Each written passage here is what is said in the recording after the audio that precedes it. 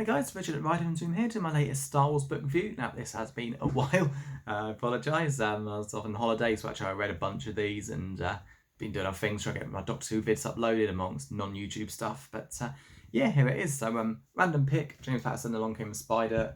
I haven't read this one in particular for like 20 odd years.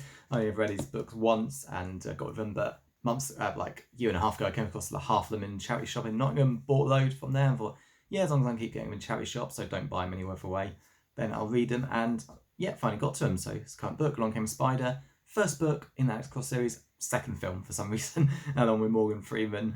If anyone's ever saw that, yeah, not my favourite films, but we'll go to that some other time. So Star Wars, yeah.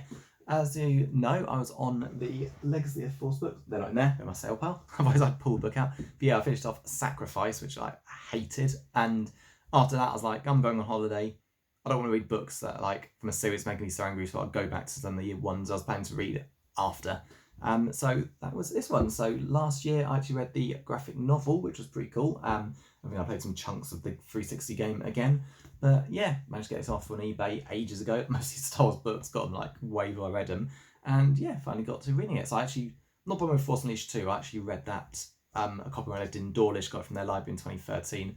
I'm not a big love about owning it all that much, but yeah, always wanted to read this, and it's a really good one. So, spoilers for Force Unleashed, like the game and the book. No other era Star Wars, it doesn't really tie into anything else other than it's like what goes on for the, oh yeah, Disney trilogy spoilers. So, Disney have gone in with this idea of the Inquisitors. I don't know if they're Inquisitors originally or not. I was just figured Darth Vader led stormtroopers to wipe out every Last Jedi.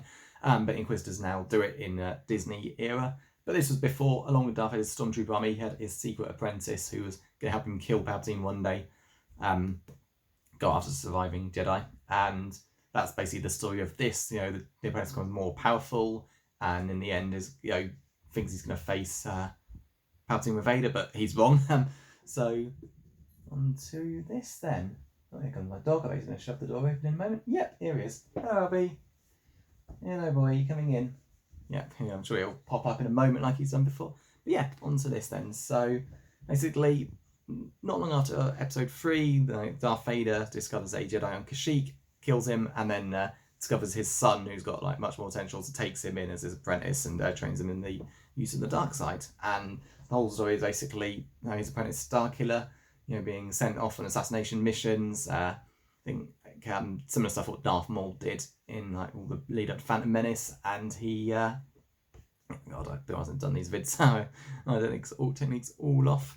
But yeah, he basically gets sent to take out various people, surviving Jedi. Only one we ever heard of before, Shakti. And in the end, Darth Vader betrays him, tells him that like you are never going to help me kill Palpatine. You're not strong enough.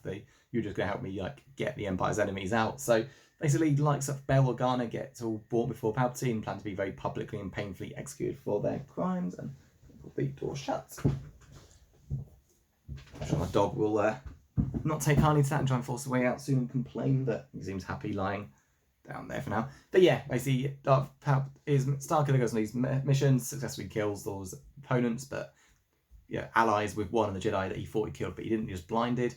And in the end, Darth Vader betrays him. All of Palpatine's enemies like brought forward. So I see the people who set up the Rebel Alliance. Starkiller helps him escape, but dies in the process. Pretty much exactly the same plot as the game, except being a book, you get more his thoughts, what he's thinking of, how he feels like especially when Darth Vader seems to kill him before in the midway point and just to trick Palpatine and get it sucked out and shoots him out into space and somehow doesn't die. That's pretty insane. But this game was always built around the overtopness, force powers are really mad. If you watch the original Clone Wars cartoon, not the CGI one, but the original, when Yoda could do move entire squadrons of droids into ships and send ships into each other, or him and Mace Windu together would throw entire armies back. It's they just embraced the massive over the topness that you'd never see in the films or even some of the books. But yeah, this is all about it as well. And yeah, it was great fun, and reading it was good because it reminded me of playing the game, and it was always good fun, especially the Wii one, which had a good 2-player mode where you just swung the remote around, didn't do much, but it was still a good laugh. So that's it. So if you played the game 360, PS3, PC, DS as well, I think. I'm sure PS2 got a version, and of course Wii.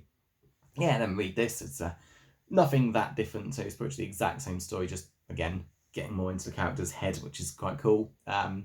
And yeah, you need to have read the game, played the game really, because you're visualizing a lot of what you played when you're reading this. But yeah, definitely worth it. So that's it. So on to the next book and next video. Thanks for watching.